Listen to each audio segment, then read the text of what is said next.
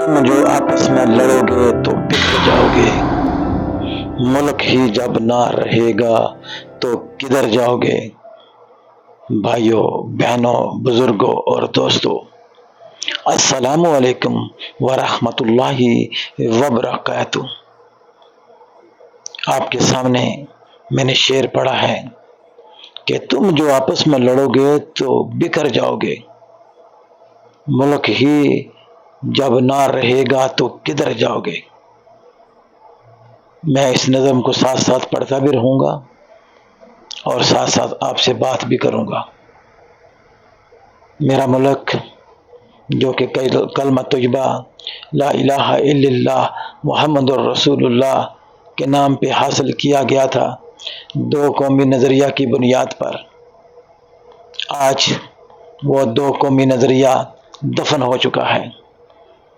آج پھر اس ملک کے اندر اس دو قومی نظریے پہ کام کرنا ہوگا، اصلاحی معاشرہ کرنا ہوگا، لوگوں کو باور کرانا ہوگا کہ یہ ملک لڑائی، فساد، دنگا مشتی، دھوکہ دہی، فریب اور کرپشن کے لیے نہیں بنایا گیا تھا، بلکہ یہ ملک خدا کی زمین حاصل اس لیے کی گئی تھی کہ اس پر خدا کا قانون، خدا کا نظام ہوگا۔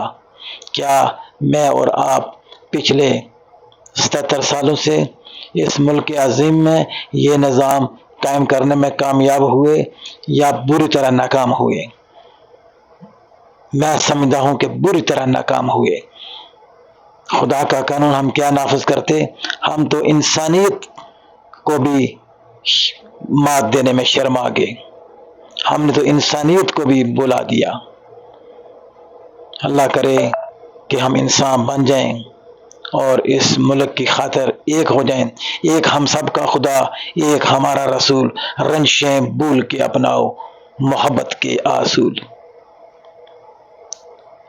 جب ہمارا خدا ایک، جب ہمارا رسول ایک، تو پھر لڑائیاں ہماری ایک دوسرے سے کس بات کی؟ آئیں دفن کریں اس نظریے کو جس کے تحت ہم لڑ رہے ہیں، ہم ایک ہو جائیں تو انشاءاللہ ہم کامیاب ہو سکتے ہیں۔ قوم و ملت کی نہ رسوائی کا سامان بنو، ساری دنیا کے لیے پیار کی پہچان بنو۔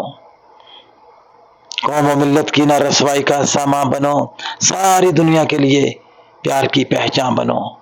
ہمیں تو ساری دنیا کے لیے پیار کی پہچان بننے کا حکم دیا گیا تھا، لیکن ہم تو ساری دنیا کے اندر نفرت کو پھیلانے میں کامیاب ہو رہے ہیں۔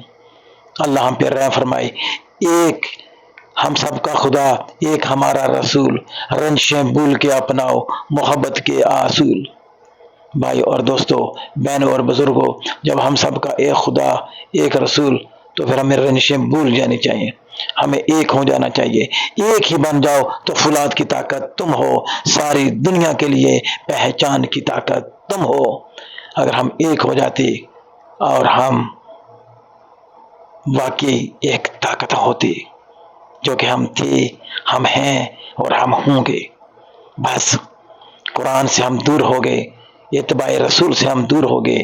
آئیں اپنے ابا کی طرح صاحب ایمان بنے، آئیں اپنے ابا کی طرح صاحب ایمان بنے اور ساری دنیا کے لیے پیار کی پہچان بنے، اور ساری دنیا کے لیے پیار کی پہچان بنے۔ کتنی قربانیاں دے کے یہ وطن پایا ہے، پھول اجڑے ہیں ہزاروں تو یہ وطن پایا ہے۔ ہم کیوں دوبارہ پھول اجاڑ رہے ہیں؟ ہم کیوں ان پھولوں کو پاؤں تلے روند رہے ہیں؟